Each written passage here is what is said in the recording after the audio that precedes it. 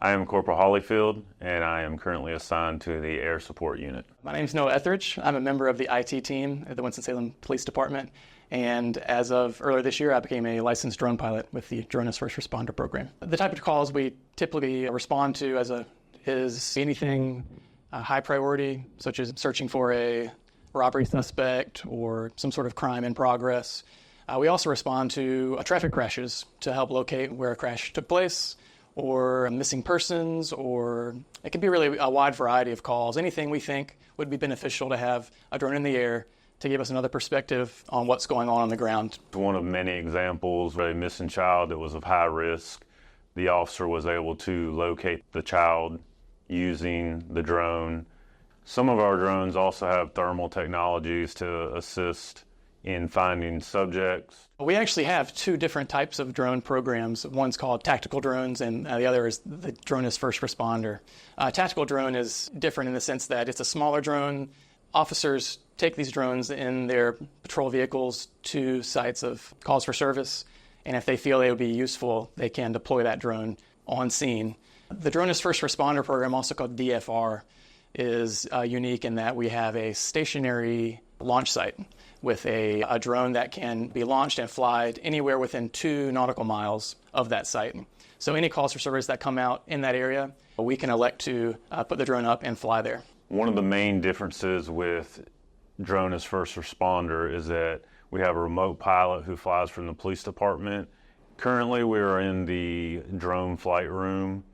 In this room is where the remote pilot is for the DFR program. We have a radio system because we are in contact with officers on the ground and dispatchers in the call center. Over here is a system that allows us to hear 911 calls, that allows us to go ahead and start responding to a scene before it's even been dispatched to officers, allowing us to get there very quickly.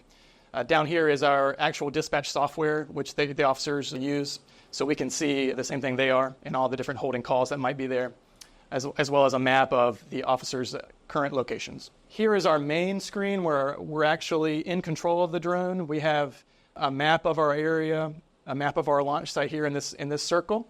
And if I were actually on a flight, half of the screen approximately would be the camera view of the drone itself.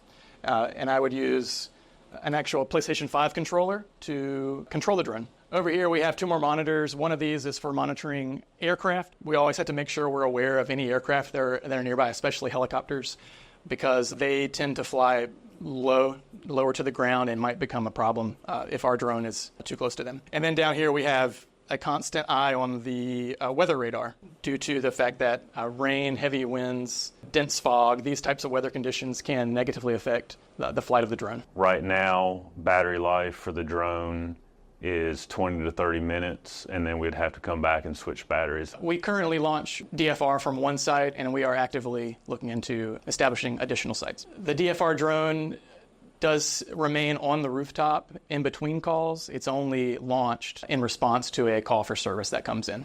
The DFR program is very beneficial to not only the officers on the street, but also the public in general. We're able to get to calls usually much faster than traditional police unit. We can get there early, get an idea of what's going on scene, relay that information back to the patrol units so they know what they're approaching. There are even some cases where we can get to a scene and tell we no longer need an officer to respond there, in which case we can cancel their response and leave them available to respond to other more emergency situations.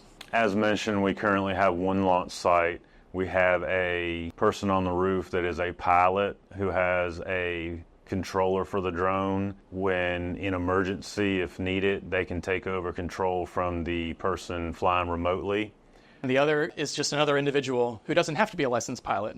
Their role is called a visual observer, and their job is to keep an eye on the drone and just maintain situational awareness of what's going on in the area, make sure there's no aircraft nearby or any other sorts of hazards. If they see something, they can relay that information to the other pilot that's with them on the roof, and we can communicate that back to the pilot in the office. One unique aspect of the Drone as First Responder program is we are able to use not only sworn personnel, but also our professional staff, not sworn. I myself, I'm currently a non-sworn professional staff member, and I'm able to still contribute to the unit as a pilot. In order to become a pilot with our drone program, we have to have passed a FAA Part 107 exam. That Part 107 is a license to operate a drone commercially or for governmental purposes, anything that's not recreational in nature. We also have departmental requirements for our pilots. We have monthly training requirements as well as an annual flight test that all pilots must pass. We're very fortunate as an agency to have the DFR program. We're looking forward to seeing where it takes us in the future.